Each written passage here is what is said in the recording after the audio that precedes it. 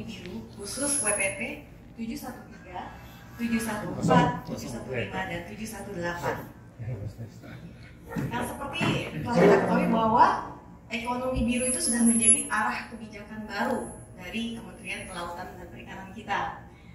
Dan kita berharap dengan adanya training selama 4 hari ke depan, itu para peserta dapat paham secara komprehensif terkait implementasi dari ekonomi biru dalam konteks nasional, regional, dan lokal, sehingga dapat membantu dalam mendesain kebijakan, menyusun rencana strategis dan program, dan juga pengambilan keputusan terkait dengan lingkup tugas dan kegiatannya. Nah, sebelum memulai acara ini, saya ingin mengajak Bapak Ibu sekalian untuk berdiri, karena kita akan menyanyikan Indonesia Raya. Tanah tumpah darahku, di sanalah ku berdiri, jadi pandu ibuku. Kamu kaya, tapi terasa miskin. Indonesia, kamu unik, tapi terlihat biasa saja sekarang ini. Indonesia, kemana dirimu yang dulu? Dirimu yang penuh harga diri, yang berani berkata tidak di saat hati nurani menolak. Indonesia, sekarang ini engkau penuh warna. Green financing, blue economy. Mungkin nanti akan ada ekonomi berlabelkan warna yang lainnya. Semoga warna-warna tersebut tercipta bukan hanya demi sebuah gengsi di mata dunia, namun warna tersebut tercipta demi suatu tujuan yang nyata, keadilan yang proporsional bagi rakyat dan lingkungan. Terima kasih. Luar biasa. Di sana tempat lahir kita, di Zulal dibesarkan Bunda, tempat berlindung di hari.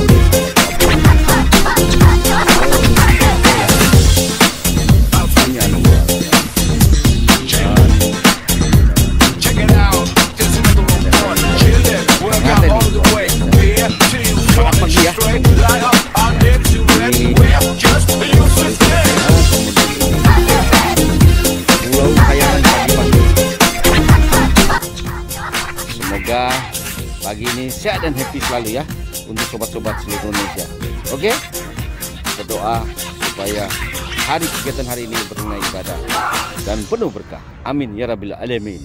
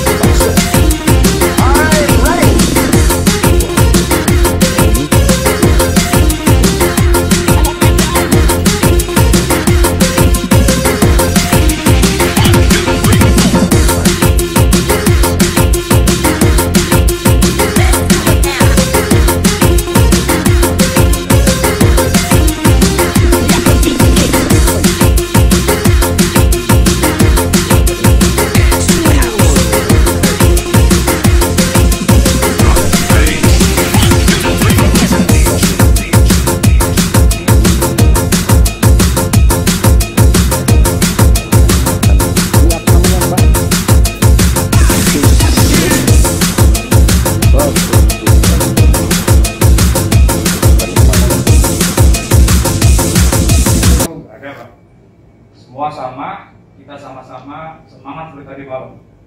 Siapa yang tadi malam gak ikut makan malam? Cuma satu? Oke, bapak sendiri nanti ya, ikutin kita ya. Jajal lagi ya, supaya semangat nih. Ekonomi biru! Biru, biru, biru, biru. Karena saking semangatnya. Iya. Biasanya Bang Jos begitu. Iya. Jadi transformasi karena di sini banyak sekali teman-teman yang backgroundnya macam-macam. Ada yang ekonom, ada yang perikanan dua-duanya itu. Ada yang MSP, ada yang BDP, ada yang mungkin THP, atau mungkin yang di luar perikanan dan ekonomi. Misalnya terkait dengan background saya dulu budaya Pak, antropologi Pak, misalnya, atau sosiologi dan sebagainya. Oleh karena itu hari ini kita menyatukan pandangan tentang apa sih blue economy yang akan menjadi tematik besar dari groundwork analisis teman-teman yang akan lagi panel report dalam bentuk policy brief. Syukur-syukur seperti yang groundwork yang sebelumnya dalam bentuk juga keluarannya adalah kebijakan daerah. Jadi tugas kita adalah bagaimana dia input bagi kebijakan daerah, localizing blue economy nanti di masing-masing daerah atau di dalam konteks BBM. Itu ya tugas kita hari ini sebagai pembukaan untuk menyatukan visi semuanya. Saya ini sedikit perkenalan saja bagi Bapak Ibu sekalian yang belum mengenal saya. Panggil saja Lucky ya, seperti yang ada di sini. Saya tidak lengkap, nama saya Lucky. Boleh juga ditambah-tambah liku-liku laki-laki yang namanya Lucky gitu kan, boleh ya. Kemudian saya sehari-hari ada di Fakultas Perikanan dan Ilmu Kelautan IPB. Background saya economics, terutama di perikanan. Jadi ada Fisheries Socio-Economics, S2 saya Fisheries Economics, dan S3 saya adalah Marine Resource Policies. Kemudian interest saya ya di bidang inilah, social ecological system, ekonomi, kebijakan, governance ya. Dan kita akan terus sama-sama bertukar pikiran, bertukar ide terkait dengan isu-isu yang menjadi tanggung jawab kita di negara kelautan terbesar di dunia. Selama 20-30 menit kita ada waktu sekitar 1 jam. Ya, 1 jam ya Mas? Enggak Pak, 2 jam Pak. 2 jam, oh tambah banyak ini. Tambah banyak nih, ada tambah banyak diskusi ya maksud saya, bukan tambah banyak ngomongnya saya. Izinkan sekitar 30 menit saya introducing, mentransformasi blue economy ke kalian teman-teman. Setelah itu nanti 1,5 jam, 1 jam 15 menit plus minus ya, error, kita diskusi. Dan saya ingin diskusi, maka saya usulkan per week. Kemudian yang kedua, saya akan sampaikan prospek, bagaimana prospek sustainable blue economy di Indonesia. Prospek and challenges itu sebetulnya lewat biasa ya. Setelah itu baru kita bicara tentang challenges. Setelah ada prospek, oh ini prospeknya bagus, tapi kemudian challenge-nya apa? Kok dulu udah pernah diomongin blue economy, sekarang enggak? Sekarang baru diomongin lagi, apa challenge-nya? Itu nanti kita diskusikan ya terkait dengan challenges. Kemudian akan saya tutup dengan sedikit closing. Selamat datang, Mbak. Boleh di sini. Baik, teman-teman, saya langsung mulai ya dengan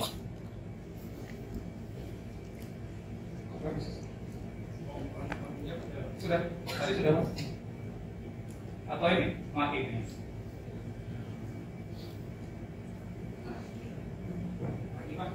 Ya. Karena mungkin itu intinya hang.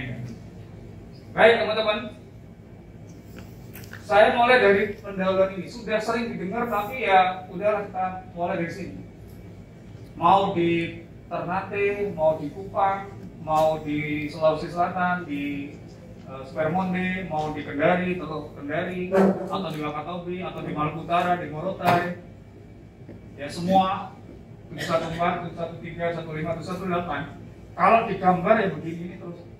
Cuma kadang kita lupa bahwa dalam konteks ekosistem laut kita atau ekosistem perairan kita ini tidak kosong dengan manusia.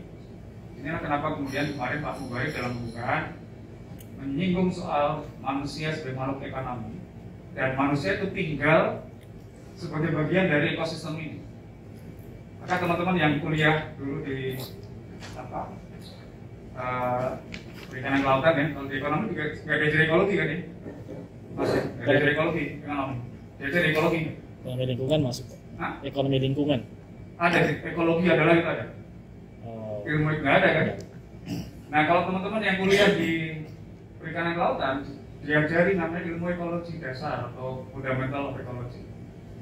Nah ekologi itu sekarang udah diganti, tanda kutip bukan diganti, disempurnakan. Kalau dulu kita belajar ekologi adalah ilmu yang mempelajari hubungan fungsional secara struktural dan fungsional antara biotik dan abiotik. Titik sudah kan? Manusia itu dianggap oh ini makan semut, oh ini plankton dimakan ikan kecil. Manusia di luar sistem itu. Sekarang dengan adanya Beijing Ecological Summit di 2007, ilmu ekologi sudah disempurnakan. Yang tadi titik itu diganti koma including human. Makanya jurnal-jurnal Society of Ecology di Amerika Serikat sudah mulai memasukkan penelitian-penelitian yang kaitan antara ekologi dengan manusia. Karena memang ruang ekologi kita nggak kosong kan. Nah oleh karena itulah dalam training ini saya ingin menegaskan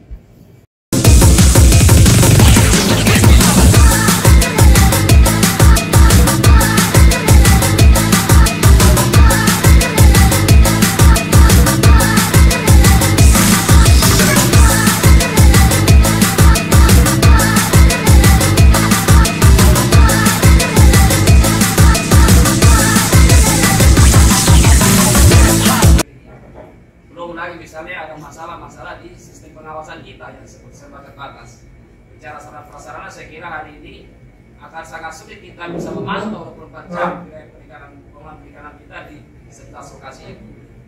Ya, saya kira ini menjadi kritik ya kita bagaimana sebaiknya, dan sebelum ini diterapkan saya kira ini perlu kajian kehati-hatian karena tidak mudah. Saya kira jangan sampai kita mencoba membuka keran itu tapi justru kita membuka keran yang lain yang semakin masif ya. Dan ini sangat berbahaya saya kira menurut saya. Ya, saya tanggapi ya. Ya, silakan Pak. Silakan. Halo, terdengar ya? Dengar Pak. Dengar. Baik, makasih. Kendari ya atas masukannya.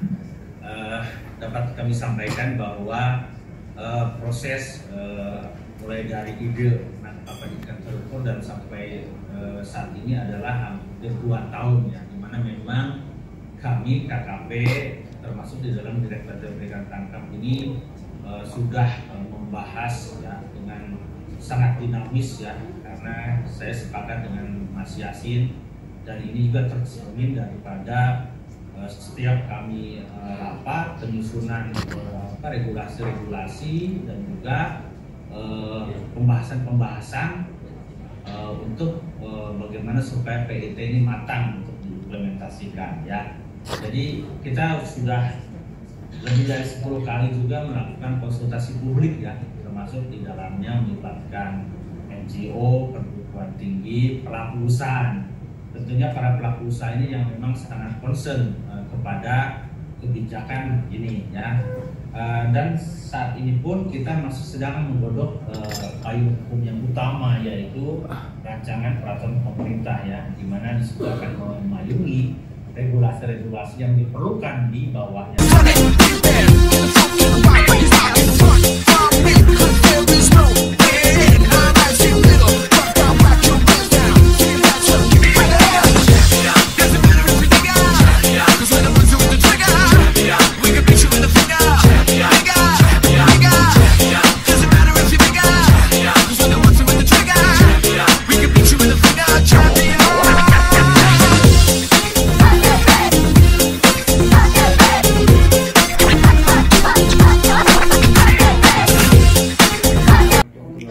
kesejahteraan dan kemakmuran umat manusia di masa depan. Kita mungkin akan hidup ya syukur-syukur kalau 10-20 tahun ke depan. Tapi bagaimana anak cucu kita? Apakah kita akan tinggalkan laut dengan penuh permasalahan gitu ya? Jadi ayo kita bersama-sama, barangkali salah satu juga CSF ini juga salah satunya seperti itu ya Pak Muiz ya, bagaimana menjaga laut kita ini tetap lestari sampai ke anak cucu kita insya Allah. Nah, salah satu produk dari Tim merah luar biasa ya. Iya. Tim merah. Sudah. Oke. Lagi saya tim merah. Nah, Oke. janji ya mau patroli. Ngeng.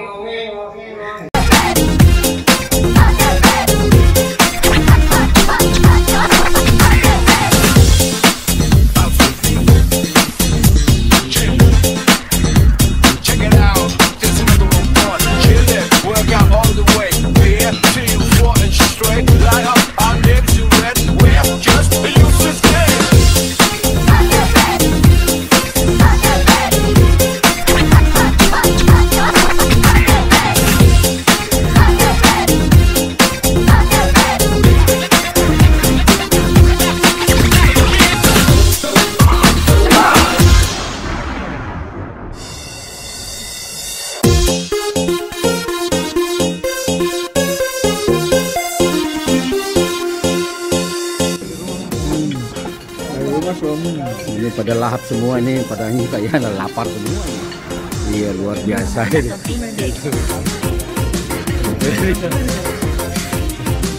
Iya, ini pada lapar ini luar biasa. Makannya banyak nih, luar biasa ini.